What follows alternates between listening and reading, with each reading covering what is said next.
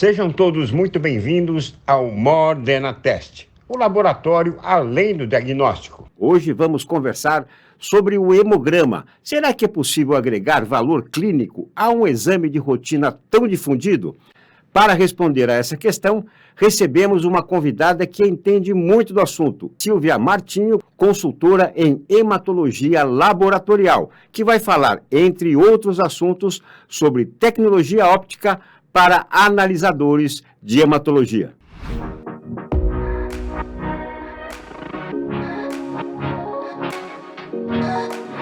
Muito obrigado, doutora Silvia, por aceitar o nosso convite. Inicialmente, gostaríamos de conhecer a sua história, um pouco da sua trajetória, da sua biografia. Por favor.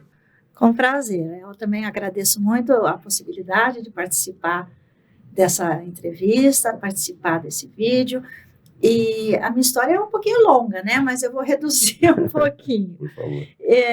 Eu sou farmacêutica bioquímica de formação, sou graduada em farmácia e bioquímica pela Universidade de São Paulo, lá no campus de Ribeirão Preto.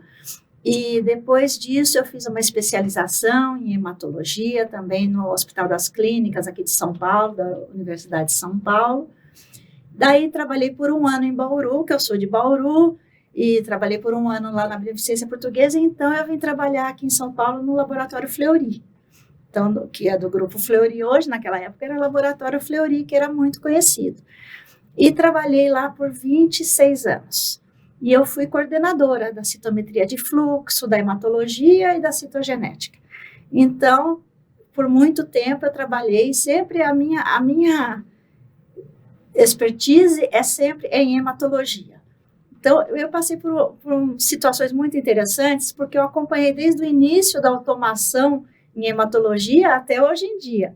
E esse caminho foi de muitas novidades, de muitas coisas boas, né, que foram surgindo e a gente teve que acompanhar. E eu tive essa possibilidade quando trabalhava no Fleury. Então, isso me possibilitou realmente trabalhar e poder falar hoje em dia, né, sobre automação em hematologia. Daí, depois do Fleury, em 2005, eu saí do Fleury e fui trabalhar como consultora científica em hematologia.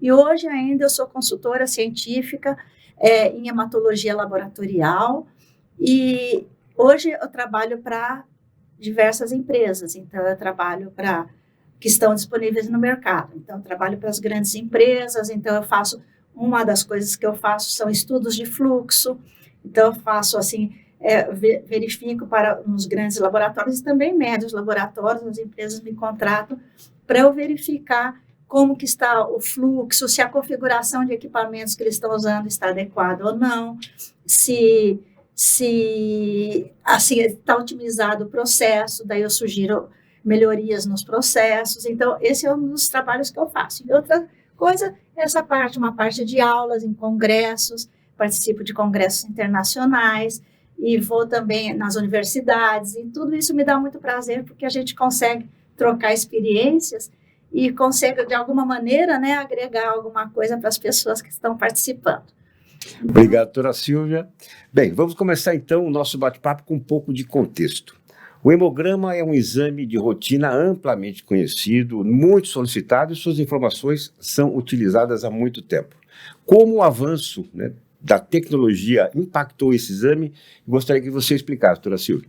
Sim, impactou muito, tá? Porque por muitos anos, antigamente, né, não se tinha o hemograma automatizado, o hemograma era feito manualmente.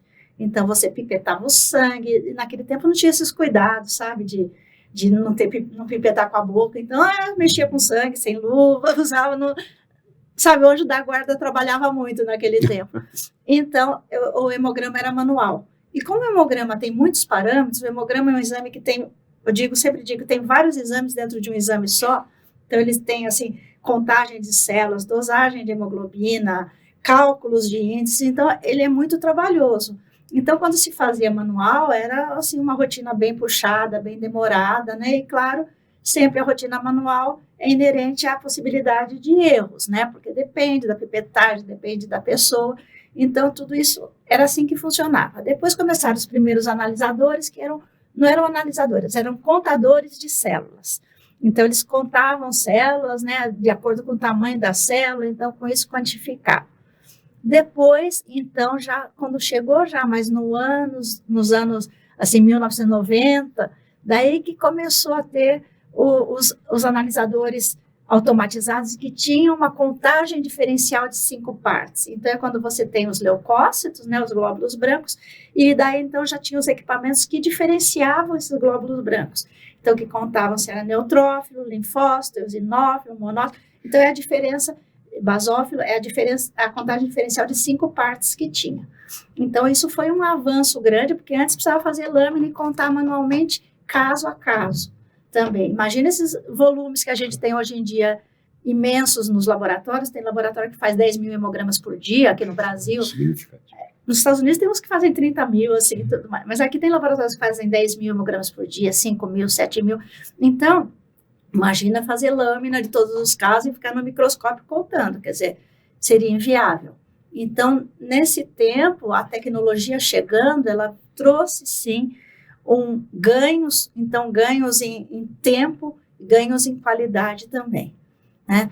Então, isso que foi importante com a automação em hematologia, com a tecnologia. E eu tive o privilégio, vamos dizer, de acompanhar isso tudo, por isso que hoje eu falo de automação em hematologia, porque eu acompanhei desde o tempo que era manual e passei pela semi-automação, depois para a automação, e agora nós temos o hemograma totalmente automatizado. Claro que totalmente automatizado não quer dizer que não precisa das pessoas. Não. Nós temos os equipamentos totalmente automatizados, hoje em dia, que fazem a confecção da lâmina, a extensão da lâmina, e que fazem tudo automatizado, coisas que eram feitas antigamente, mas que é necessário sempre, a parte mais importante com a tecnologia também é o profissional bem capacitado, um profissional que tenha conhecimento. Então, quem faz a diferença são as pessoas. As pessoas que trabalham com toda a automação, ainda são elas que fazem a diferença. Não é possível. Antigamente dizia assim, é só por aqui, sai lá pronto e acabou, né? Então, qualquer um pode fazer. Não é assim, não. Então, para trabalhar com automação, tem que saber.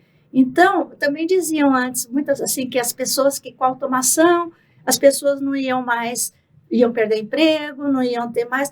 Então, realmente, com a automação, muitas pessoas deixaram de fazer procedimentos manuais, mas que não necessitava de conhecimento nenhum, aqueles procedimentos, eram procedimentos mecânicos.